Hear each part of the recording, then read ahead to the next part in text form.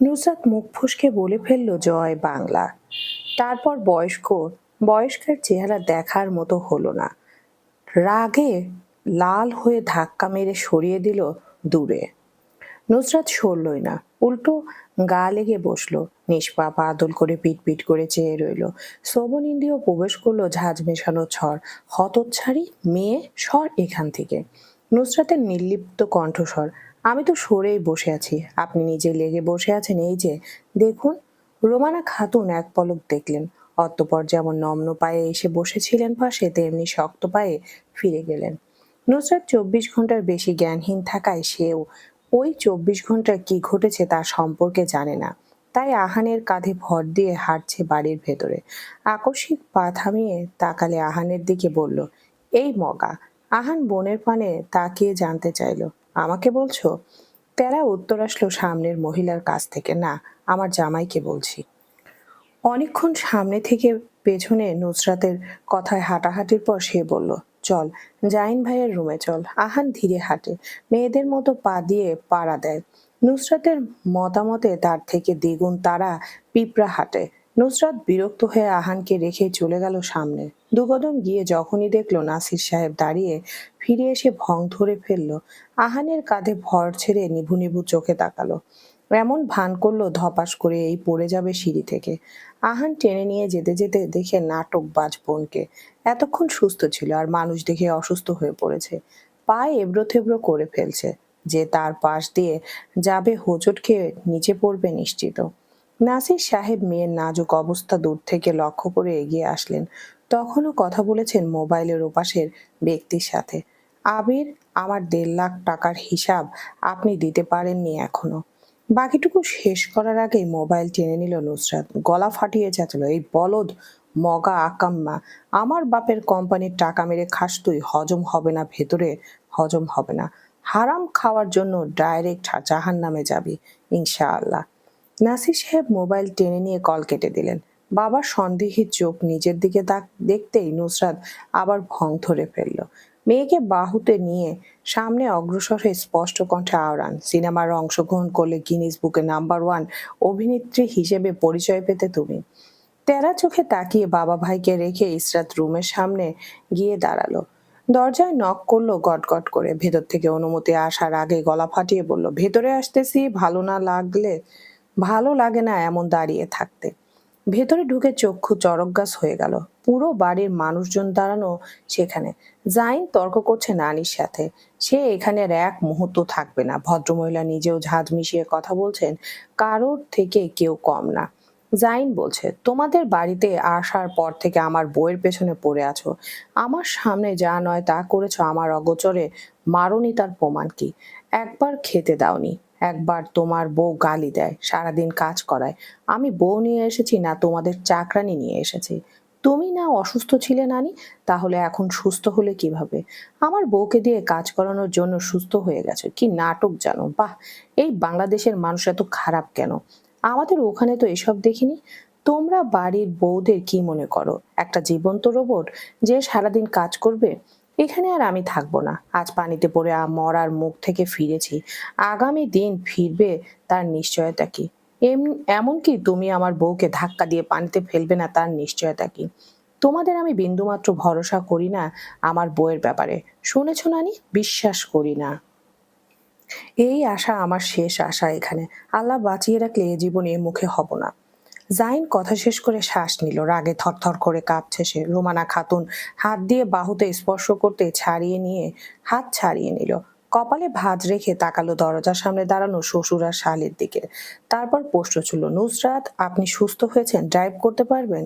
নুসরাত উপর নিচ মাথা নাড়িয়ে দুপাশে মাথা নাড়ালো। জাইন কারোর দিকে না তাকিয়ে বিছানায় শোয়ারত অর্ধাঙ্গিনীকে বাহুর সাহায্যে তুলে নিতে নিতে আওড়ায়, এক মুহূর্ত আর এখানে না। নুসরাত, গাড়ি বের করুন, আম্মু আব্বু থাকুক এখানে, আমরা বাসায় যাচ্ছি। লিপি বেগম বললেন, আমিও চলে যাব, চলো। হেলাল সাহেব এক পলক দেখেন শাশুড়িকে, এক পলক ছেলেকে। ছেলে বলেছে যাবে, শাশুড়ি ইশারায় বলেন না। গড়াকালে পড়ে গেলেন মাঝখান থেকে তিনি। জাইন কারো কথা শুনল না, নির্লিপ্ত চেহারা বানিয়ে স্ত্রীকে নিয়ে অগ্রসর হলো। আহানকে উদ্দেশ্য করে বলল, আহান, লাগেজ নিয়ে আসো। আহান হাঁ করে তাকিয়ে থাকে নুসরাতের দিকে। নুসরাত ঠোঁট চেপে বিশ্লেষণ করার ভঙ্গিতে বলে ওঠে, জাইন ভাই আপনি যাবেন না। জাইন এক ভুরু উঁচিয়ে শুধায়, আপনি আটকাবেন? নুসরাত জেদ নিয়ে বলে ওঠে, আপনি যাবেন না। আমি যাব, আপনার শখ থাকলে আপনি থাকুন। নুসরাত চেঁচিয়ে ওঠে, আপনি যাবেন না জাইন ভাই। জাইন চোখের আঁকা শুরু করে বলে, আমি যাব। নুসরাত নাকের পাটা ফুলিয়ে ইশারা করে কিছু একটা, ব্যাঙের মতো লাফিয়ে ওঠে, দুই হাতের সামনে এনে বলে, জাইন ভাইয়া আপনি এত বোকা কেন? আপনি যাবেন না মানে যাবেন না। আমি যাব, আর এই মুহূর্তে যাব। নুসরাতকে পাশ কাটিয়ে যেতে নিবে, সে চেপে ধরলো শার্টের হাতা। রাগের দাঁতে দাঁত পিষে নখ বসিয়ে একটা চিমটি কাটলো, চোখের ইশারায় কিছু একটা বোঝালো। জাইন ধ্যানই দিল না। দরজার থেকে বেরিয়ে যাবে ধপাস করে উল্টে পড়লো নুসরাত। এক চোখ বন্ধ করে ভং ধরল অজ্ঞান হওয়ার। আবারও বিশেষ পাত্তা না পেয়ে উঠে বসলো। নার্সির সাহেব মেয়ের প্রতি বিরক্ত হয়ে ঝুঁকে আসলেন। টেনে তুলে দাঁড় করাতে করাতে ফিসফিস করে বললেন, অভিনয়ের স্কুলে ভর্তি করিয়ে দিই, 2 দিন ক্লাস করলে মুভির অফার পেয়ে যাবে। নুসরাত পাত্তা দিল না বাবাকে, বলে উঠল, দেখলেন আমি কতটা দুর্বল, ড্রাইভ করব কিভাবে জাইন ভাইয়া? জাইন কপাল কুঁচকে বলল, মেজো বাবা করবেন। নুসরাত ভেঙচি কেটে নিজের ফর্মে ফিরে গেল, বলল, হ্যাঁ আমার বাপ করবে, আমি অসুস্থ না, আমাকে গাড়িতে ধরে বসবে কে? নুসরাত হাই হুতাশ করলো, আজ গাড়ি করে 1 ঘন্টার রাস্তা গেলে সে মরে যাবে, আগামীকাল যাবে। নাসির সাহেব মেনে নিলেন। জাইনকে তখনও অনবরত ইশারা দিয়ে চলেছে মেয়েটা। জাইন প্রথমে বুঝলো না নুসরাত রেগে মেগে যখন বলল, আপনি আসলেই একটা গাধা আরশ ভাইয়ের মতো, তখন মাথায় কতটুকু আটলো। যাওয়ার জন্য লাফালাফি থামিয়ে বলে উঠল, আজ রাত থাকবো এখানে, আগামীকাল চলে যাব। ভদ্রমহিলা মরে গেলে দায়ভার কে নিবে? সকলে স্বস্তির নিঃশ্বাস ফেললেন। লিপি বেগম কোমরা মুখ করে বসে রইলেন রুমের চেয়ারে। এতক্ষণ ভং ধরে মরে যাওয়ার মতো ভাব করা নুসরাত সুস্থ হয়ে গেল নিমিষে। 2 সেকেন্ডের মাথায় লাফিয়ে লাফিয়ে উঠে চলল বাহিরে। ধরণীতে তখন লাল আভা পড়েছে। ক্লান্তিকর দিনের শেষে দেখা মিলল এক টুকরো ঠান্ডা আবহ। পশ্চিম আকাশে তখন লাল লালিমায় রাঙানো, রংধনুর ন্যায় খেলা করছে লাল নীলিমায়। জ্বরে লাল হওয়া চোখ নিয়ে এসে দাঁড়ালো বারান্দায় আরশ। বাড়ির পশ্চিম দিকের রুম তার। রুমের সামনেই ফলের গাছগাছালি, মেহুল, মেঘলা, অহনা, স্বার্থের কথা বলার শব্দ আসছে। আরশের চোখ সর্বপ্রথম বলল মাটিতে দাঁড়িয়ে হা করে উপরে তাকিয়ে থাকা জনমানবগুলোর দিকে। চোখের পাতা একটাও ফেলছে না। গাছের মাথায় বাদরের মতো পা ঝুলিয়ে বসে আছে নুসরাত। পেয়ারা গাছে পেয়ারা ধরেছে, সেগুলো পেরে খাচ্ছে, একটু পর পর নিচে ঢেল মেরে ফেলে দিচ্ছে তাও। এটা দেখেই বিরক্তিতে কপাল কুঁচকে গেল আরশের। রেলিং এ 2 হাত দিয়ে চেপে ধরে ডাকলো, নুসরাত। গলার আওয়াজ ক্ষীণ, জ্বর বেশ কাবু করেছে বোঝাই যাচ্ছে। নুসরাত উঁচু ডালে বসে পা দুলাতে দুলাতে শোধায়, কোনো প্রয়োজন আরশ ভাই? গাছ থেকে নেমে আয়। কেন? একটা কথার বিপরীতে একটা কথা। হঠাৎ রাগ লাগলো আরশের, বলল, বাহিরে যাব, নেমে আয়। পরে নেমে এসে আপনার কোলে উঠে বসে থাকবো, এখন পারবো না, এখন আমি বহু ব্যস্ত। বাহিরে যাব বলছি না, নেমে আয়, না হলে পিটিয়ে তক্তা বানিয়ে দেব। নুসরাত শ্লেষ মিশ্রিত কণ্ঠে বলল, সেই সাহস বা শক্তি আছে নাকি আপনার? তাছাড়া আমাকে মারলে আমিও পিটিয়ে আপনাকে তক্তা বানিয়ে দেব। স্বার্থ দাঁড়িয়ে দাঁড়িয়ে দেখছে দুজনের ঝগড়া। আহানকে শুধালো, হাতাহাতি হয়ে যাবে নাকি? আহান নির্বিকার চিত্রে দাঁড়িয়ে বলে উঠল, হয়ে যেতে পারে, সচরাচর এমনই হয়। স্বার্থ প্রশ্নতীত কণ্ঠে শুধায়, কে জিতবে? দুজনের একজনও জেতে না, হুদায় চিল্লায়, পরে আবার গলায় গলায় ভাব করে দেখবেন চলে গেছে দুজনে। স্বার্থর কাছে দুজনের কাণ্ড দারুণ উপভোগ্য মনে হলো। মেহুল লুঙ্গির কোণ চেপে ধরে বিরক্ত মুখে দেখছে নুসরাতকে, সেই অদৃশ্য ভাবে আরশের পক্ষে। তাই বলল, আরশ ভাই আম্মুর লাথি এনে দিই, এই বুড়ো মহিলাকে পিটান। আরশ ঠোঁটে ঠোঁট চাপলো, গম্ভীর মুখে বলল, নিয়ে আসো, আজ ওই বুড়ির একদিন কি আমার একদিন। নুসরাত গাছের চূড়ায় বসে মেহুলকে হুঁশিয়ারি দিল, একবার পিছু লেগেছিলে বলে পাখি কাটিয়ে দিয়েছি, এবার পিছু লাগলে পাখিটাই উধাও করে দেব। মেহুল ভীষণ ভয় পেল। এক হাতে লুঙ্গির উপর থেকে চেপে ধরলো নিজের সম্পত্তি। নুসরাত গাছে বসে হ্যাঁ হ্যাঁ করে হাসছে। আরশ ধমকালো। মেহুল ভীষণ ভয় পেল। এক হাতে লুঙ্গির উপর থেকে চেপে ধরলো নিজের সম্পত্তি। নুসরাত গাছে বসে হে হে করে হাসছে। আরশ ধমকালো, নামতে বলিনি তোকে। নুসরাত 2 হাত পেতে দিয়ে বলল, আরশ ভাই শক্তি সামর্থ্য নাই, এসে কোলে করে নিয়ে নামিয়ে নিয়ে যান। চুল পেছনে ঠেলে রুমে যেতে যেতে বলল, বসে থাক, এসে নামাচ্ছি তোকে। কোলে চড়ার শখ সারা জীবনের ন্যায় ঘুচিয়ে দেব। আরুষ বাড়ি থেকে বেরিয়ে এসে দেখলো নুসরাত গাছের নিচে দাঁড়িয়ে ভ্যাটকাচ্ছে, পরনে হাঁটুর উপর সমান পোমার টি শার্ট। আরুষ গায়ে হুডি দিয়ে বলল, পরে নে। নুসরাত হুডি পরে নিয়ে মাথায় ক্যাপ টানলো। আগে আগে হেঁটে গিয়ে বলল, আমার পিছু পিছু আসেন।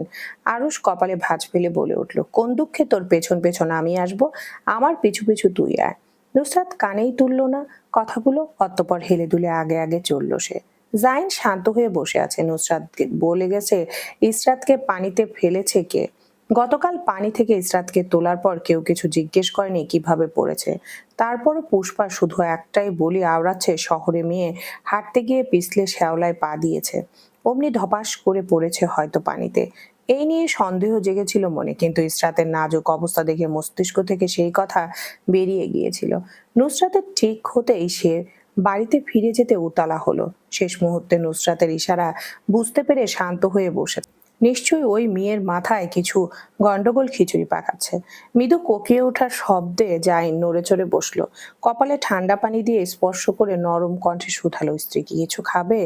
ইসরাত দুপাশে মাথা নাড়ালো। কথা বলতে গিয়ে জ্বরের কারণে চোখ দিয়ে পানি বেয়ে পড়লো একটু। মুখে হাত দিয়ে দীর্ঘ হাই তুললো। জাইন ইসরাতের হাত মুঠোবন্দি করে জিজ্ঞেস করলো, আরাম পাচ্ছ সামান্য? ইসরাত দুপাশে মাথা নাড়লো, ভঙ্গুর স্বরে বলল, গরম লাগছে। জাইন কম্পিউটারটা গা থেকে সরিয়ে দিল।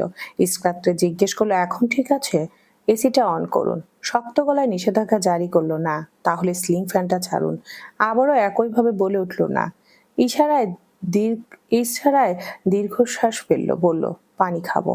জাইন নাইট স্ট্যান্ড থেকে পানির গ্লাসে ঢেলে এগিয়ে ধরলো মুখের সামনে। এক ঢোক পানি খেয়ে না না করে দিল, আর খাবে না। ঠান্ডা পানির স্পর্শ লাগলে গালে গলায় ঘাড়ে। জাইন গা মুছে দিতে দিতে জানতে চাইলো, আরাম লাগছে? জি। আর বাক্য বিনিময় হলো না। ইসরাত সিলিং ফ্যানের দিকে তাকিয়ে থাকলো এক দৃষ্টিতে। তাকিয়ে থাকতে থাকতে একসময় চোখ ঝাপসা হয়ে আসলো তার। চোখ বেয়ে গড়িয়ে পড়লো এক ফোঁটা পানি। মৃদু সুরে জানতে চাইলো, জাইন, আমরা ফিরে যাব কবে? জাইন দু হাতে রাজলায় জ্বরে কাবু হওয়া স্ত্রীর রক্তাভ চেহারাটা চেপে ধরলো। অসহায়তা চেহারায় ভাসলেও গলার স্বর গম্ভীর। বলল, আগামীকাল চলে যাব।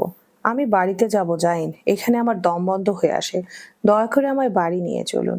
আগামীকালই চলে যাব, আর আসবো না কোনোদিন এখানে। কেঁদো না প্লিজ, আমার কষ্ট হয়। ইসরাতের না চাইতেও চোখ দিয়ে পানি পড়লো বারে বারে, বারে বারে জল। জাইন মুখমণ্ডল হাতের কাপড় দিয়ে মুছিয়ে দিতে দিতে অস্পষ্ট আওড়ায়, আর আসবো না এখানে, কথা দিচ্ছি আর কোনোদিন আসবো না। আমার দায়িত্ব জ্ঞানহীনতার কারণে পানিতে পড়েছো তুমি। আমি দুঃখিত। আম সরি। আমি তোমার খেয়াল রাখতে পারিনি, আমি ব্যর্থ। একজন স্বামী হিসেবে আমি ব্যর্থ। ইসরাত শুনল না সেইটুকু। আবারও ঘুমে ভারী হয়ে আসলো দু চোখের পাতা। শুধু ঝাপসা নেত্রে দেখলো তার দিকে তাকিয়ে থাকা বাদামি রঙের জল জল করতে থাকা নেত্র দুটো। মাগরিবের আজানের কিছু মুহূর্ত পূর্ব। মাথা পর্যন্ত ক্যাপ টেনে হাঁটছিল নুসরাত। আরুষের হুডি গায়ে পড়ায় বোঝা যাচ্ছিল না মেয়ে নাকি ছেলে। হুডির ক্যাপটা মোটা হওয়া নাক পর্যন্ত এসে থেমেছে। এই গরমের দিনে দুজনেই হুডি পরে পাগলের মতো ঘুরছে আশপাশ। রাস্তায় দাঁড়ানো মানুষ নাক চিটকে দেখছে তাদের। আহানের নিজেরই গরম লাগছে এমন হুডি পরিহিত ভাই বোনকে দেখে। তাই দুজনের থেকে দূরত্ব রেখে হাঁটছিল। মাঠে ফুটবল খেলছিল আহানের বয়সী কিছু ছেলেরা। ভাবলেশীন হেলে দুলে হেঁটে নুসরাত এখান থেকে যেতে নেবে, ছেলে একটা টিটকারি মারা স্বর ভেসে এলো, ওই। নুসরাতের পা থামলো। সাথে হাঁটারত থাকা তিনজনেরই। সকলে প্রশ্নাত্মক চাহনি নিক্ষেপ করলো ওদিকে। নুসরাতের চোখের উপর থেকে ক্যাপ সরিয়ে কঠোর স্বরে জিজ্ঞেস করলো, আমাকে বলেছো? ছেলেগুলো হেসে উঠল। 22 জনের একটা টিম। চুলগুলোর কাটা দেখে বোঝা যাচ্ছে বখাটের দল। নুসরাত ভুরু উচালো, কি? ছেলেগুলোর হাসির শব্দ ভেসে এলো। একসাথে কয়েকটা ছেলে হাততালি দিয়ে বলে উঠলো, হিজড়া নাকি? নুসরাতের মেজাজ খারাপ হলো এতে। মুখ দিয়ে ইয়া বড় বড় গালি বেরিয়ে আসলো। আগ্নেয়গিরির ন্যায় ফেটে বলল, তোর মা হিজড়া, তোর বাপ হিজড়া, তোর 14 গোষ্ঠী হিজড়া। তোকে দেখলেই তো মনে হয় হিজড়া। আয়নায় জীবনে দেখেছিস নিজেকে? পুরাই হিজড়ার বংশধর লাগে, কিন্নারের কিন্নার। নুসরাত হা গোটালো। আজ দেখে নিবে সে এদেশে। একজন বয়স্ক বলে বলে উঠল নডি ফুরি। কাউকে কিছু বলার সুযোগ না দিয়ে নুসরাত বলে উঠল, কবরে এক ঠ্যাং রেখে এখানে কি চাচা? যান মসজিদে যান। কদিন টিকিট কোন দিন টিকিট ওকে হয়ে যাবে বুঝতেই পারবেন না। আগে থেকে নামাজ কালাম পড়ুন। বুড়োর মুখ পানসুটো বর্ণের হয়ে গেল। আরস কারোর কথায় মনোযোগ দিচ্ছে না এমন ভান করলো, নিজের সাথে নিজে কথা বলছে। নড়ি ফুরি ইন্টারেস্টিং। আরসের কথা কানে আসতেই কয়েকটা ধরে দিতে ইচ্ছে হলো, তারপরও নিজের ক্ষোভ মনে চেপে এবার তাকালো ছেলেগুলোর দিকে। কপাল কুঁচকে কিছু বলতে নেবে ছেলেগুলো বলে উঠল, প্যান্টের চেন খুলে দেখ, দেখবি হিজড়া বেরিয়ে আসবে। নুসরাত ঠোঁট চেপে হাত চাপলো। গম্ভীর মুখে আড়াআড়ি হাত ভাঁজ করে দাঁড়িয়ে থাকা আরুষের বাহুতে ধাক্কা দিয়ে বলে উঠল, আরুষ ভাই, এই আরুষ ভাই, আমাকে কি বলেছে দেখেছেন? কিছু বলুন। আরুষ নির্লিপ্ত স্বরে বলে উঠল, কি বলবো? নুসরাত অবাক চোখে তাকিয়ে জিজ্ঞেস করলো, আপনি কিছু বলবেন না? নির্লিপ্ত ভঙ্গিতে হেঁটে সামনে চলে গেল নুসরাতকে ওখানে রেখে। বলে উঠল, নিজের সমস্যা নিজেই সমাধান করতে হয়। নুসরাত ফাটা বেলুনের মতো চুপসে গিয়ে আহানের দিকে তাকালো। আহান নিজেও তবদা খেয়ে দাঁড়িয়ে আছে। নুসরাত আরুষের যাওয়ার পথে চেয়ে ব্যাঙের মতো লাফালো আর চেঁচালো, আমাকে জনসম্মুখে এভাবে অপমান করার জন্য নিয়ে এসেছেন আপনি? আমার অভিশাপ লাগবে, অভিশাপ। আপনার বউ জল্লাদ হবে, ক্যাটকেটে মেজাজের হবে, কথায় কথায় আপনাকে ধরে পেটাবে। আপনি ফুল উপহার দিলেও রাগ করে ফেলবে, আপনাকে একটা চুমু খেতেও দিবে না। মনে রাখবেন, আল্লাহ মুজলুমদের বদদোয়া কবুল করে, এই মজলুমের বদদোয়া ফেলে দিবে না। আপনি একটা কুত্তা আরুষ ভাই, আপনি কুত্তা। আরও শুনলো না। দু হাত ঢিলা ঢালা ট্রাউজারের পকেটে ঢুকিয়ে মিলিয়ে গেল রাস্তায়। নুসরাতের চেঁচানো শুনে ছেলেগুলো বল নিয়ে খেলতে খেলতে হাসলো শব্দ করে। মেয়েটা ইচ্ছে করলেই পায়ের নিচে এদের চেহারা পেশে ফেলতো। জীবনে সব থেকে বড় ভুল করেছে এই কুত্তা আরসের সাথে এসে। দ্বিতীয় ভুল করেছে একজোড়া হাই হিল না পরে, না হলে জুতা দিয়ে এদের চেহারা দুমড়ে মুচড়ে ফেলতো রাস্তায় ফেলে। নুসরাত দাঁড়িয়ে দাঁড়িয়ে কল্পনা করলো কিভাবে এই ছেলেগুলোর মুখ রাস্তায় ফেলে জুতা দিয়ে পিষছে। ভেবেই আরাম লাগলো। কাজটা করতে পারলে আরো বেশি আরাম লাগতো। ওখানে দাঁড়িয়ে প্রতিজ্ঞাবদ্ধ হলো জীবনেও পাঠা আরসের সাথে কোথাও যাবে না। দিনের আলো মিলিয়ে গিয়েছে তখন পশ্চিম আকাশে। নুসরাত আহানকে বাড়ির নিচে দাঁড়িয়ে কিছু একটা বুঝিয়ে নিচে নাচতে নাচতে চলে গেল ভিতরে। গৃহিণীরা তখন খোপে গোয়ালে গরু ঢুকাচ্ছেন। খানবাড়িতেও দুটো গরু আছে, একটা মহিলা গরু আর একটা পুরুষ গরু। আতিক তাদের খাইয়ে গোয়ালে বেঁধে রেখেছেন। জাইনকে দোতলায় দাঁড়িয়ে থাকতে দেখে এগিয়ে গেল সে। দুজনেই রেলিং এ ভর দিয়ে দাঁড়িয়ে রইল চুপচাপ। নুসরাত বলে উঠল, পলির কি ব্যবস্থা করবেন আপনি বলুন। রুস্তাদ কিনখত ভাবলো। গাবাকে দাঁড়িয়ে থুতনিতে ভর দিয়ে আনমনে বলে উঠল, জাইন ভাই, এক কাজ করি, পলি মলিকে হাই ভোল্টেজ শর্ট দিয়ে দিই। জাইন সহমত পোষণ করলো না, মুখ গম্ভীর রেখে মারাত্মক একটা কথা বলল, এর চেয়ে ভালো বেয়াদবটার গায়ে আগুন লাগিয়ে দিই, উচিত শিক্ষা হবে। নুসরাত সহমত পোষণ করলো, বলল, ঠিক বলেছেন। অনেকক্ষণ কাটলো নীরবে নিশীথে। হঠাৎ নুসরাত জাইনের দিকে তাকিয়ে বলল, আপনি আমার সাথে কি কি করেছেন তা ভুলিনি। শুধুমাত্র ইসরাতের খাতিরে আপনার সাথে হাত মিলিয়েছি। আর আপনি যা যা করেছেন আমার সাথে তাও মনে আছে আমার। এহ, আপনি যে কান ধরে উঠবোস করিয়ে আমার ভিডিও গ্রুপে ছেড়ে দিয়েছেন তার বেলা, আর আপনি যে আমার বউকে লুকিয়ে নিজে বউ সেজে বসে গিয়েছিলেন তার বেলা, তাছাড়া আমার কাছ থেকে 1,00,000 টাকা নিয়েছিলেন প্রশংসা করার জন্য। প্রশংসা করলেন না, উল্টো বদনাম করেছেন। সব পই পই করে মনে আছে আমার। আহান হঠাৎ কোথা থেকে উদয় হলো পিছু হতে। আশ্চর্যজনিত কণ্ঠে বলে উঠলো, আপু তুমি তো বলেছিলে আপু মাত্র 5,000 টাকা দিয়েছে ভাইয়া, তাহলে বাকি টাকা কোথায়? নুসরাত হ্যাঁ হ্যাঁ করে হাসলো, বলল, গরিবদের বিলি করে দিয়েছি। আহানকে তীক্ষ্ণ চোখে তাকিয়ে থাকতে দেখে বলে উঠল, আমাদের ঘরে গরিবদের ভেতর বিলি করেছে, ইরাম আর আমি ভাগবাটোরা করে নিয়েছি, তোকে না 2 দিলাম। আহান আর কিছু বলতে নেবে নুসরাত বলে উঠল, হয়েছে হয়েছে, আর কথা বলবি না, আমি যাই। এক প্রকার পালিয়ে গেল সে। আহান তুব্ধ চোখে চেয়ে রইল বোনের যাওয়ার পানে। বিড়বিড় করলো, চোরের উপর বাটপারি করে ভদ্র মহিলা। ছাদে তখন কাপড় নেড়ে দিচ্ছিল পলি। সন্ধ্যের দিকে প্রতিদিন শেষ হাওয়ার নেয় কাপড় ছিঁড়ে দেওয়ার শেষে রেলিং এ বিহীন শেষ সীমানায় গিয়ে দাঁড়ালো। কিছুক্ষণ আশেপাশে চোখ বুলিয়ে ঘুরে দাঁড়াতে পেতনির মতো এসে উদয় হলো নুসরাত। ভয়ে দুকদম পিছিয়ে গেল সে।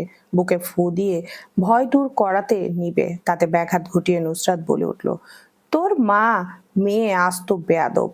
তোরা মামিয়ে আসতো বেয়াদব, বিবাহিত এক বেটার পেছনে হাত ধুয়ে পড়েছিস। বেটার বউ থাকতেও করার এত শখ কেন তোর? পলি পাশ কাটিয়ে চলে যাওয়ায় ভালো মনে করলো। এই মেয়ের সাথে কথা বলতে মোটেও আগ্রহী না সে। পাশ কাটিয়ে যেতে নিবে নুসরাত সামনে এসে দাঁড়ালো। শান্ত কণ্ঠে জিজ্ঞেস করলো, ইসরাতকে পানিতে ধাক্কা দিয়েছিস কেন? অস্বীকার করলো পলি, বলল, কখন, কোন সময়? তুমি নিজ চোখে দেখেছো আমি ধাক্কা দিয়েছি? অবশ্যই, আমার এই দু চোখে দেখেছি তুই আমার বোনকে ধাক্কা দিয়ে নিরি কুত্তার মতো দাঁত বের করে হাসছিলি। পলি দাঁতে দাঁত চাপলো, হিসিয়ে বলল, তাহলে তোমাকেও রাস্তা থেকে সরিয়ে দিই। আরুষের বউ নাকি তুমি? একটা তো পথের কাঁটা সরবে। নুসরাত হাসলো, এক পা এগিয়ে আসলো সামনে, পলির দিকে তাকিয়ে পৈশাচিক হাসি হাসলো, বলল, এত সহজ আমাকে মারা? আমাকে মারার আগে তোকেই আমি ভাগিয়ে দেব পৃথিবী থেকে। কিছুক্ষণের জন্য থেমে শ্বাস ফেললো, আবার বলল, মানুষকে তরপাতে তরপাতে মরতে দেখতে আমার ভীষণ ভালো লাগে। এমনি এমনি নিজের শত্রু বানালে আমার বোনটাকে। না পাবে জাইনকে, না দেখতে পাবে এই পৃথিবীর আলো। আরেক পা আগালো পলের দিকে, মুখের কোণে শীতল হাসি ঝুলিয়ে বলে উঠল, বেশি কথা বলা আমার আবার পছন্দ নয়, তাই কথা কমিয়েই বলা উচিত। আমি চেঁচাবো? ভয় পাই নাকি? চেঁচাও, কিন্তু চেঁচানোর জন্য সময় থাকবে না পলি তোমার কাছে। অনেক সময় ওয়েস্ট করেছো আমার তুমি। Now time to say fucking good bye. Nusrat পলির দিকে ঝড়ের গতিতে এগিয়ে এসে মিটিয়ে দিল দূরত্ব। পূর্ব কোনো সতর্কতা ছাড়াই ঠেলে দিল রেলিংবিহীন ছাদের ওপারে। পলি ভয়ে বাকরুদ্ধ হয়ে গেল। গোলাকার আখি যুগল ভাসলো। পৈশাচিক আনন্দ নিয়ে দাঁত বের করে হাসতে থাকা মেয়েলি অবয়ব কানের কাছে হিসিয়ে ভয়ানক একটা স্বর বাজলো। কোনো কাজ করতে গেলে একটা কথা মাথায় রাখবে, প্রত্যেক ক্রিয়ার একটি বিপরীত ও সমান প্রতিক্রিয়া রয়েছে। Rest in peace, again good bye. Poly যতক্ষণে বুঝলো কি ঘটছে তার সাথে ততক্ষণে দেরি হয়ে গেল। চোখ বন্ধ করে চেঁচালো গলা ফাটিয়ে, যখন বুঝলো বাঁচার সম্ভাবনা নেই তখন অচিরেই জ্ঞান হারালো। পলির চিৎকার কেউ শুনলো না। অতিরিক্ত শক্ত হওয়ায় গলার ভেতরে আটকে পড়েছে শব্দ। নুসরাত হাত ঝেড়ে উল্টো ফিরতে মুখোমুখি হলো আরশের। নির্লিপ্ত থাকার চেষ্টা করলো, নির্বিঘ্নে পাশ কাটিয়ে চলে যেতে নেবে। কবজি চেপে টেনে এনে নিজের সামনে দাঁড় করালো তাকে। কেউ কোনো কথা বলল না। নুসরাত হাত ছাড়িয়ে নিতে চাইলো, পারলো না। ঢোক গিলে দীর্ঘশ্বাস ফেললো, কণ্ঠে ঝাঁজ নিয়ে শুধালো, সমস্যা কি? কথা আছে তোর সাথে, রুমে আয়। আপনার সাথে আমার কোনো কথা নেই, চোখ রাঙিয়ে বলল, বলছি না কথা আছে? অপরিচিত মানুষের সাথে আমি কথা বলি না। অপরিচিত না পরিচিত পরে বুঝবি, আগে শোন কথা আছে। নিচ থেকে শোনা গেল হায় হায় করে ওঠা আতিকের চিৎকার। ভদ্রলোক সামান্য বোকা প্রকৃতির, মাত্র গোয়াল ঘরের থেকে বের হচ্ছিলেন, কিন্তু ভাইয়ের মেয়েকে মাটিতে অজ্ঞান পড়ে থাকতে দেখে চিৎকার করে লোক জড়ো করে ফেললেন। সবার কথার মধ্যে রোমানা খাতুন সন্দেহী কণ্ঠে বলে উঠলেন, ছাদে উঠে দেখো, দেখো আছো, দেখে আসো তো কেউ আছে কিনা। আতিক মায়ের কথা যথার্থ মেনে বড় গলায় বললেন, আচ্ছা আম্মা। নুসরাত একবার ছাদের ওপাশ তাকালো, একবার আরশের দিকে। দৌড় দিতে নিবে, কোমর পিঠ চেপে ধরে নিজের বাহুতে তুলে নিল তাকে আরশ। দুটো পায়ে চিলেকোঠার রুমের দিকে যেতে যেতে ভুরু কুচকে জানতে চাইলো, পলিকে ধাক্কা দিয়েছিস কেন? আমার মন চেয়েছে। মন চাইলে অমনি ধাক্কা দিয়ে দিবি? হ্যাঁ। চিলেকোঠার রুমের দরজা খুলতেই ম্যারমায়ার করে ডেকে উঠল। ভিজিয়ে ভেতরে প্রবেশ করতে নুসরাত বলে উঠল, এখানে কেন আমরা? তাহলে আয় বাইরে গিয়ে দাঁড়াই, সবাই এসে যখন জিজ্ঞেস করবে কি করছিলি বলবি পলিকে ধাক্কা দিয়েছিলাম। নুসরাত ভাব নিয়ে বলল, সেই সৎ সাহস আছে আমার। বাইরে থেকে আতিকের গলার স্বর আসলো, সাথে রোমানা খাতুনেরও। ভদ্রমহিলা কিছু একটা হয়তো সন্দেহ করেছেন, তাই সাথে সাথে এসেছেন। আরশ নুসরাতকে বাহুতে রেখে ফিসফিস করে বলল, তোর জন্য আমিও ফেসে গেলাম মাঝখান থেকে। নুসরাত চ্যাত করে উঠল, ঝাঁঝিয়ে উঠে বলল, আপনাকে ইনভাইটেশন পাঠাইনি আমি ছাদে আসার জন্য। আর তাছাড়া আপনি না আসলে এতক্ষণে আমি নিচে নেমে যেতাম। ধারাম করে স্টিলের আলমারির সাথে ধাক্কা খেলো আরশ। নুসরাত হতবিহ্বল মুখে দেখলো, লাফিয়ে উঠে নেমে গেল আরশের কোল থেকে, দৌড়ে গিয়ে লুকিয়ে গেল স্টিলের পেছনে। বিড়বিড় করে আওড়ালো, বাস খান এবার। আরশ নিজেও তাড়াহুড়ো করে এসে স্টিলের পেছনে থামলো। জায়গা কম থাকায় এক হাত দিয়ে দেয়ালে ভর দিল, অন্য হাতে টেনে এনে নিজের সান্নিধ্যে দাঁড় করালো নুসরাতকে। গিবা বাঁকিয়ে ঝুঁকে এসে নুসরাতের ঘাড়ে নাক মুখ ঠেকালো। নুসরাত এমন গা ঘেঁষাতে বিরক্ত হয়ে ধাক্কা দিল। কটমটিয়ে উঠে বলল, দূরে যান আরশ ভাই। আরশ নিজেও গলা নামিয়ে নিয়ে বলল, সম্ভব না। তোর জন্য আমি ফেসেছি, এখন দায়ভার তোর। নুসরাত কোকিয়ে ওঠে বিরক্তিতে, অদ্ভুত শব্দ বের করলো মুখ দিয়ে, বলল, নাকে ব্যথা পাচ্ছি আরুষ ভাই, দূরে সরুন। দূরে সরার বদলে আরো এগিয়ে আসলো আরস, পরপর হিসিয়ে বলল, পারবো না। কয়েক মুহূর্ত অতিবাহিত হওয়ার পর চিলেকোঠার রুমের লাইট জ্বলে উঠল। শ্বাস আটকে দাঁড়িয়ে রইল নুসরাত।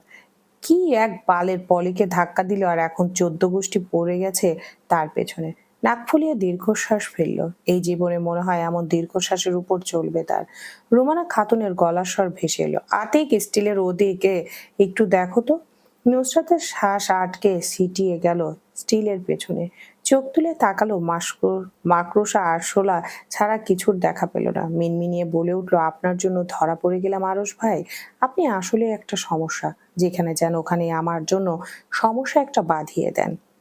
ধরণীতে তখন রাত্রি নেমেছে। ল্যাম্পপোস্টের ঘোলাটে আলোয় দেখা গেল খানবাড়ির সদর দরজা দিয়ে বের হয়ে আসা দুই কপতিকে। দুজনেই দুজনের সাথে ঝগড়া করছে। মেয়েটা চিৎকার করছে, আরশ ভাই, আমি যাব না বলছি না, আপনার সাথে যাব না। আপনার সাথে 2 ঘন্টা পূর্বে আমার সকল সম্পর্ক শেষ হয়েছে। আমি যাব না আপনার সাথে।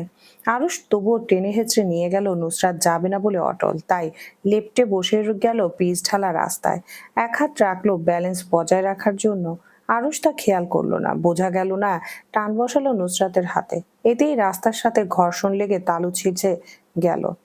মেয়েটার মুখের বিকৃতি ঘটলো সামান্য, তবুও নিজেকে সামনে নিল। ব্যথাটা ততটা প্রকট নয়, সহনীয়। মুখ দিয়ে দীর্ঘশ্বাস বের করতে এক ঝটকা খেয়ে উঠে আসলো সে। মুখোমুখি হলো আরশের, বিরক্তি স্বরে কানে এসে বাড়ি খেলো, চল। ঠোঁট ফেরে কিছু বলতে নিবে নুসরাত, পুরুষালী রুড কণ্ঠ ভেসে এলো সম্মুখ থেকে, যাবি না তুই? সাবলীল কণ্ঠে উত্তর দিল নুসরাত, আপনার মতো বাটপারের সাথে জীবনেও না। আরশ ভুরু উঁচিয়ে ঠোঁট কামড়ে অদ্ভুত রকম হাসলো। নুসরাত হাত ছেড়ে দিয়ে আড়াআড়ি বুকে বেঁধে নিল নিজের হাত। নির্লিপ্ত কণ্ঠে বলে উঠল, কাপড় খোল। নুসরাত চেঁচিয়ে উঠল, কি? বাংলায় বলছি কাপড় খোল। অসম্ভব, রাস্তাঘাটে এসব কোন ধরনের অসভ্যতামি? অসভ্যতামি তো এখনো আমি কিছু দেখতে পাচ্ছি না। আমার কাপড় পরে ড্যাং ড্যাং করে ঘুরছিস, আমার কথা শুনছিস না, তাই আমার আমার জামা কাপড় আমাকে ফেরত দে। নুসরাত নিজের পরনের কাপড় এক পলক দেখলো, মিনমিন করে ডেকে উঠল, আরশ ভাই। আরশ কোনো প্রতিক্রিয়া জানালো না, ইশারায় বোঝাচ্ছে আমার কাপড় আমাকে দে। মুখ দিয়ে না চাইতেও তপ্ত নিঃশ্বাস বেরিয়ে আসলো। থামলো 2-1 মিনিট। গম্ভীর মুখে নুসরাতের দিকে তাকিয়ে বলে উঠল, কথার সাথে লাগিয়ে শখানেকবার আরশ ভাই বলবি না। নিজের মায়ের পেটের ভাই ছাড়া দুনিয়ার সবাই হলো পর। নুসরাত ভেঙচি কেটে আগে আগে চলে গেল। এবার আর দ্বিমনা করলো না। সামান্য কাপড় দিয়ে রাস্তায় দাঁড়িয়ে যে নিজের কাপড় ফেরত চায়, তার সাথে আবার কিসের সম্পর্ক? এখান থেকে ফিরে গিয়ে সকল সম্পর্ক ডিসমিস করে দিবে। তার চিন্তাকরণের মধ্যে ব্যাঘাত ঘটিয়ে আরশ পেছন থেকে ডেকে উঠল, নুসরাত। নুসরাত ঘাড় বাঁকিয়ে পিছু তাকালো, জিজ্ঞেস করলো, কি? ভুরু তুলে ইশারায় জানতে চাইলো, ওদিকে কোন দিকে? নুসরাত অবাক কণ্ঠে জানতে চাইলো, তো এদিকে যাব না? আরশ ট্রাউজার্সের পকেটে 2 হাত ঢুকিয়ে হেলে দুলে চলে গেল সম্মুখে। উত্তর দিল না, হয়তো প্রয়োজন বোধ করলো না। নাক ফুলিয়ে সেও গেল আরুষের পিছু পিছু। ঘড়ির কাঁটায় তখন 7টা। ভবঘুরে মানুষের মতো দুজন ঘুরে ফিরে বাড়ির পথে ফিরতে নিবে রয়েস হয়ে প্রশ্ন করলো আরশ, পলিকে ধাক্কা দিলি কেন? ফালতু কিছু বলে কাটিয়ে নিবে আরশকে। তার মধ্যে আবারও শীতল কণ্ঠ ভেসে এলো, উহু, একদম 7ই মার্চের ভাষণ ঝাড়বি না। স্ট্রেট ফরওয়ার্ড উত্তর দিবে, নহলে গাছের সাথে বেঁধে বাঁশের কঞ্চি দিয়ে পিটাবো। নুসরাত ভেঙচি কাট বলল, পলির বাচ্চা ইসরাতকে ধাক্কা দিয়েছে পানিতে। আরশের মুখ দেখে নুসরাত বুঝলো খুব একটা অবাক হয়নি কথাটা শুনে। শান্ত গলায় জানতে চাইলো, ছাদ থেকে ফেলে দিলে, আবার দেখলাম জালও বেঁধে রাখলি গাছের সাথে, কারণ কি? মারবি যখন একবারে মেরে দিতে। নুসরাত আরশের কথা শুনে মুখ তুলে তাকালো সরাসরি। চোখাচোখি হলো দুজনে। ঘাড় বাঁকিয়ে কিঞ্চিত হেসে জিজ্ঞেস করলো, সাহস দিচ্ছেন? আরশ শ্রাগ করলো, বলল, যা ভাবার ভাবতে পারিস, নেক্সট টাইম আপনাকে ধাক্কা দিব। নুসরাতের মুখের সামনে আরশ নিজের তর্জনী আঙ্গুল আর বৃদ্ধা আঙ্গুল তুলে ধরলো। ঠাট্টা মিশ্রিত স্বরে শুধালো, এই মিনি সাইজ নিয়ে?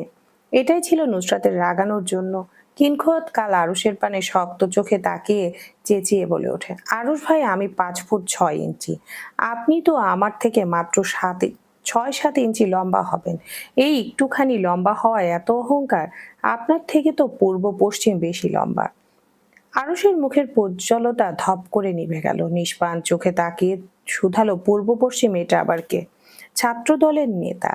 আরুষের বিশেষ মনোযোগ পূর্বের প্রতি গেল বলে মনে হলো না। নুসরাতকে জ্বালানোর জন্য ঠোঁটে ঠোঁট টিপে বলে উঠল, মিনি সাইজ ট্যাবলেট, আজ থেকে তোর নাম। ছ্যাত করে উঠল সে, মুখ ভেঙচিয়ে বলল, তাহলে আপনি লার্জ সাইজ ট্যাবলেট। নিরুত্তাপ হাসল, উদাসীনতা নিয়ে বলে উঠল, large size is better then a mini tablet. Nusrat আগুনের শিখার মতো জ্বলে উঠল। কথা না বাড়িয়ে চলে গেল সামনে। রাস্তায় দাঁড়িয়ে ঝগড়া করার মুড নেই, কিন্তু আজ আরশ তাকে ছাড়লো না। পিছু থেকে মিনি ট্যাবলেট, মিনি ব্যাটারি বলে হাঁক ছুড়ল। এরপর শুরু হলো কথা কথা কাটাকাটি দুজনের মধ্যে। একজন আরেকজনকে বিন্দুমাত্র ছাড় দিল না। নুসরাত আরশের 14 গোষ্ঠী উদ্ধার করলো, অপর পাশ থেকে নিরুত্তাপ প্রতিক্রিয়া আসলো। এই জন্যই লাভার ন্যায় ফুলে ফেপে উঠে আরশের দিকে তেড়ে গেল সে। এক পর্যায়ে পৌঁছে গেল হাতাহাতিতে। কেউ কাউকে হাত পা মুখ দিয়ে এক বিন্দু ছাড় দিল না। আরশ এক জায়গায় দাঁড়িয়ে নির্লিপ্ত ভঙ্গিতে কথা বলেও নুসরাত রাস্তা থেকে ছোট ছোট পাথর বালু মুঠোয় ভরে আরশের দিকে ছুঁড়ে মারল। কোনো প্রতিক্রিয়া অপর পাশ থেকে না পেয়ে শেষ পর্যন্ত এগিয়ে এসে আরশের বাহুতে খামচি বসিয়ে দিল। এরপর দুটো কিল, বলল, পাঠার মতো আচরণ বাদ দিন আরশ ভাই। আরশ নিজেও নুসরাতের চুল ধরে টেনে দিল দু একবার। অতঃপর গাল ধরে দুদিকে টানতে টানতে বলল, আছাড় মেরে সব তেজ বের করে দেব। বেয়াদব পাঠা কি, হ্যাঁ? নুসরাত নিজের গাল আরশের হাতের কবল থেকে ছাড়িয়ে নিয়ে দূরে সরে গেল। পায়ের আঙ্গুলে ভর দিয়ে আরশের মুখোমুখি হলো। ক্ষোভ নিয়ে পুরুষালী গাল শক্ত করে টেনে দিয়ে শাসালো, একদম বেশি বেশি লাফাবেন না আরশ ভাই। আছাড় মেরে আমার তেজ বের করার আগে আমি আপনাকে এমন আছাড় মারবো, থাকবেন এখানে, উড়ে গিয়ে পড়বেন শ্বশুর বাড়ির উঠোনে। তাছাড়া পাঠাকে পাঠা বলবো না তো কি মহিষ বলবো? আরও শেষের কথায় ধ্যান দিল না। ঠোঁটের উপর হাত রেখে মুখ ঢাকার ব্যথা বৃথা প্রয়াস চালালো। এমন ভান করলো যেন নুসরাত কোনো মজার কথা তাকে শুনিয়েছে। আধো আলোয় স্পষ্টতা দেখতে পেল নুসরাতের আঁখি। অতঃপর কানে সীসা ঢালার মতো গা জ্বালানো পুরুষালী স্বর ভেসে এলো, এই হাইট নিয়ে আমাকে আছাড় মারবি? নুসরাতের তেতে উঠার জন্য এই কথাটাই যথেষ্ট ছিল। তেড়ে এসে আরশের বুক বরাবর ধাক্কা বসাতে নিবে আরশ এক হাতের মুঠোয় চেপে ধরল মেয়েলি হাত দুখানা। মাথা চেপে ধরলো শক্তপোক্ত পুরুষের হাত দিয়ে, তারপর ঠেলে দূরে সরিয়ে দিল। ওকে তাকে ওখানে দাঁড়িয়ে দাঁড় করিয়ে রেখে সামনের দিকে 2 কদম এগিয়ে গেল। আবার ফিরে আসলো সেকেন্ড দুয়েকের মাথায়। ল্যাম্পপোস্টের নিচে দাঁড়িয়ে নুসরাত নিজে মনে কিছু একটা বিড়বিড় করছে, যা আধো আধো কানে আসলো আরশের। এসবে ধ্যান দিল না সে। এক হাত দিয়ে মেয়েলি ঘাড় চেপে ধরে টেনে হেসড়ে নিয়ে গেল সম্মুখে। নুসরাতকে চেতিয়ে দিতে কানের কাছে হেসে বলে উঠল, আয় নডি ফুরি। আরশের মুখের কথাটা কানে যেতে সে চেঁচিয়ে উঠল, গালাগাল করবি না একদম। আপনা আপনি ভুরু কঞ্চিত হলো আরশের। কণ্ঠে বিস্ময় নিয়ে প্রকাশ করলো, এটা গালি? নুসরাত তেতে উঠল, নাক ফুলিয়ে বলে উঠল, আরে এটা গালি না তো, এটা তো প্রশংসা। দ্য গ্রেট সৈয়দ আরশ হেলালের নতুন আবিষ্কারকৃত প্রশংসাকৃত বাণী। অত্যাধিক আশ্চর্যের ন্যায় আবারও শিওর হতে আরশ শুধায়, সত্যি গালি? না গালি না, আপনার শ্বশুরের মুন্ডু আর আমার জামাইয়ের মাথা। আরশ শুধু মাথা নাড়ালো উপর নিচ, বোঝার ভঙ্গিতে বিড়বিড় করলো, নাইস, ভেরি নাইস। মাহাদির উপর ত্যক্ত বিরক্ত সবাই। পাত্রীর ছবি দেখে প্রথমে পছন্দ করে, যখন কেউ জিজ্ঞেস করে তুমি শিওর দেখতে যাওয়ার জন্য, তখন বলে হ্যাঁ। তারপর আবার মেয়ে দেখে মেয়ের বাড়ি বসে পছন্দ হয়েছে জানায়। বাড়ি আসতে আসতে তার চিন্তা বদলে যায়। সদর দরজা পেরিয়ে বাড়ির ভেতরে প্রবেশ করে বলে মেয়ে পছন্দ হয়নি। প্রথম যেদিন পাত্রী দেখতে গেল, ছেলেটা তখন ওয়াশরুমের জুতো পরে গেছে, এমনকি উল্টো স্যান্ডো গেঞ্জি পরেছে। এত বেখেয়ালি কবে থেকে হলো সে তা ভেবে পায় না। মাহাদির পরিবারের লোক, তারপর ভিক্টরের জুতো পরে পাত্রী দেখতে গিয়েছিল সে। সেই দিনের কথাগুলো সে সেই দিনের কথা গেল। এরপর আরেকটা কাণ্ড ঘটালো মাহাদি। পাত্রী দেখে পছন্দ হয়েছে বলায় 14,000 টাকা সালামি দিলেন নিজের পকেট থেকে শাহেদ খান। মেয়ের বাড়িও ছেলে পছন্দ হয়েছে বলে তারা ফিরিয়ে দিল 15,000 টাকা। সেই টাকা নিয়ে এসে পাগার পার ছেলেটা বলে টাকা 1,000 বেশি পেয়েছি তাই আর বিয়ে করব না। একে নিয়ে কি করবেন শাহেদ খান? কবে থেকে এত টাকার পিশাচু হলো ভেবে পান না তিনি। যে নিজেই ফ্রিল্যান্সিং করে মাসে এত এত ইউরো উপার্জন করে সেই ছেলে মাত্র 15,000 টাকা পেয়ে বলে বিয়ে করব না। তাই মাথায় একটা বুদ্ধি আঁটলেন ভদ্রলোক, ছেলের বিয়ে যে কোনোভাবে দিবেন এবার। রাতের খাবার খেয়ে নেন 9টার দিকে সকলে। খাবার টেবিলে তখন সবাই চুপচাপ নিজেদের প্লেটে খাদ্য নাড়াচাড়া করছে চামচের সাহায্যে। শাহেদ খান দৃষ্টি আকর্ষণের জন্য গলা খাকারি দিলেন, বললেন, আগামীকাল এক জায়গায় পাত্রী দেখতে যাব, চুপচাপ রেডি হয়ে থাকবে মাহাদি। মাহাদি মুখ গোমরা করে বসে রইল। কোনো এক কারণে বিয়ে করতে অনীহা তার। আজকাল আবার সৈয়দ বাড়ির সেই নাক দিয়ে পানি পড়া মেয়েটার চেহারা তার চোখের কোটরে ভাসে। মাথার নিউরনে নিউরনে সেই মেয়ের প্রতিচ্ছবি ঘুরে বেড়াচ্ছে। বিশেষ কোনো কারণ নেই, তারপরও এমন কেন হচ্ছে তার কারণ খুঁজে পেতে দুর্ভোগ পোহাচ্ছে সে। খানবাড়িতে সামান্য হৈ হৈ পড়ে আছে। পলির জ্ঞান ফেরার পর থেকে সবাই জিজ্ঞেস করছে কিভাবে অজ্ঞান হয়ে পড়ল। তবুও কোনো রা নেই তার মুখে। অত্যাধিক শক্ত হয় মুখের বলি বন্ধ হয়ে গেছে।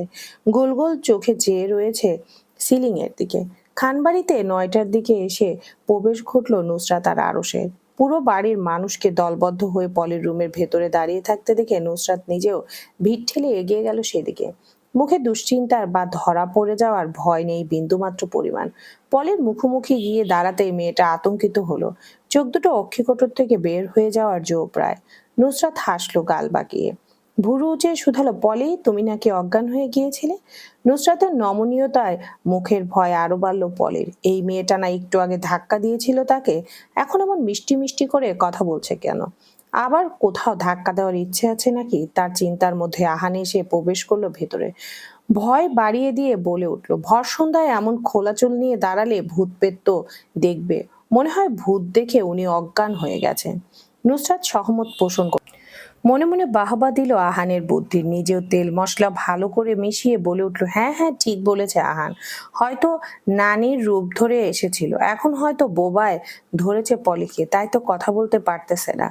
আহান আর নুসরাতের কথায় তেমন একটা কেউ পাত্তা না দিলেও পুষ্পা, রুম্পা আর তুলি তিনজনে বিশ্বাস করে নিল তা। এই তিনজন আবার একটু ভীতু প্রকৃতির। ভয় পেতে দেখে দুজনের আলোচনা আরো বিস্তারিত হলো ভূতপেত নিয়ে। বানিয়ে বানিয়ে দুজনে কাহিনী শোনালো। কাহিনীর মূল চরিত্র নিজাম শিকদার। একবার বোনের বাড়ি গিয়ে নিশিরাত্রিতে বাড়ি ফিরে আসছিলেন, পথে সংকটে পড়লেন। একদল খারাপ জিনের দল তার পিছু নিয়েছিল। ঘাড়ে শ্বাসের অস্তিত্ব পেতেই পিছু ঘুরলেন কে তা দেখতে। অমনি ঠাস করে এক চর বসিয়ে ওখানে অজ্ঞান করে দিল তাকে। পরের দিন সকালে অবচেতন পাওয়া গেল রাস্তার পাশে। দুজনে বিস্তারিত আলোচনা শেষে গম্ভীর মুখে সবাইকে রুমের ভেতর অবলোকন করে বেরিয়ে আসলো। রুম্পা, পুষ্পা আর তুলি কথাগুলো বিশ্বাস করেছে, চেহারা দেখলেই বুঝলো। চেহারা রক্তশূন্য তাদের। রুমানা খাতুন বিরক্তি নিয়ে কথাগুলো এতক্ষণ শুনেছিলেন। নুসরাত আর আহান গলা মিলিয়ে বেরিয়ে যেতেই তেতো মুখে বললেন, এসব বাচ্চা ভোলানো গল্পে ভয় পাচ্ছ যত্ত সব। তবু ভয় কমলো না কারোর। পুষ্পা পলের কাজ ঘেঁষে শুয়ে পড়লেন। মেয়ের এক হাত চেপে ধরে বিড়বিড়িয়ে আওড়ান, আজ তোর সাথে ঘুমাবো আমি। সকাল সকাল মুরগি আল্লাহর নামে ডেকে উঠল। মোরগগুলো একটু বেশি জোরে ডাকছে, তাই তাড়াতাড়ি ঘুম ভাঙলো নুসরাতের। আহান তার সাথে ঘুমিয়েছে পাশে, তাই পাশে তাকাতেই দেখলো এখনো ঘুমাচ্ছে। হাত দিয়ে খোপা করে উঠে দাঁড়ালো সে। পায়ে নাইকের জুতো জোড়া পরে নিয়ে হেঁটে গেল দরজার সামনে। নব ঘুরিয়ে লক খুলে নেমে গেল বাড়ির নিচে। তখনও আধার কাটেনি পুরোপুরি। মুরগির খোপ অনুসন্ধান করে ধীর পায়ে আগালো। বাড়ির পেছনে গিয়ে পেয়ে গেল তা। গরুর গোয়াল খোপ সব আশপাশে হওয়ায় নাকে এসে বোটকা গন্ধ লাগলো। নুসরাত নাক চেপে ধরলো, তবুও নিজের অনুসন্ধান থেকে দুপা সরল না। খোপের দরজা খুলে দিয়ে উকি দিল সামান্য। মৃদু আলোয় দেখা মিলল প্রায় 10-এর মতো মুরগির। হাত ঢুকিয়ে বড়সড় একটা মোরগ হাতে নিতে যাবে, চেঁচিয়ে উঠল তা। পেছন থেকে ভূতের মতো উদয় হলো আহান। তাকে খেয়াল না করে খোপ থেকে আনমনে মুরগি চুরি করে হাতে নিতে পেছন থেকে শুধালো, কি করো আপু? নুসরাত মুরগির গলা ঝাপটে ধরে সতর্ক কণ্ঠে বলে উঠল, আস্তে কথা বল, মুরগি চুরি করি। আহান অষ্টম আশ্চর্য আহান অষ্টম আশ্চর্যে কিছু শুনেছে বলে মনে হলো। ঠোঁট দুটো দুদিকে ফাঁক হয়ে গেল টুক করে। জিজ্ঞেস করলো, নিয়ে যাবে কেমনে? নুসরাত হাসলো। একটা একটা করে 3টা মোরগ বের করলো, তারপরে নিচে রাখা বটি তুলে নিয়ে ঝপাং করে কেটে দিল গলা। কোথাও থেকে আহান ব্যাগ নিয়ে আসলো, তাতে কাটা মোরগগুলো ঝটপট হাতে ঢুকিয়ে নিল। বটি ধুয়ে রাখলো শান বাঁধানো খাটে। হাত দুদিকে ঝাড়া দিয়ে পুকুরের পানিতে গিয়ে নামলো। নেমে ভালোভাবে হাত ধুয়ে পরিষ্কার করে নিল। সবার ঘুম থেকে ওঠার আগেই মোরগগুলো নিয়ে রাখলো বাইকের মধ্যে। আহানকে ওখানে দাঁড় করিয়ে রেখে বাড়ির ভেতরে গেল। কিছু মুহূর্ত কাটার পর নাসির সাহেবকে বগল দাবা করে টেনে হিচড়ে নিয়ে আসলো নিজের সাথে।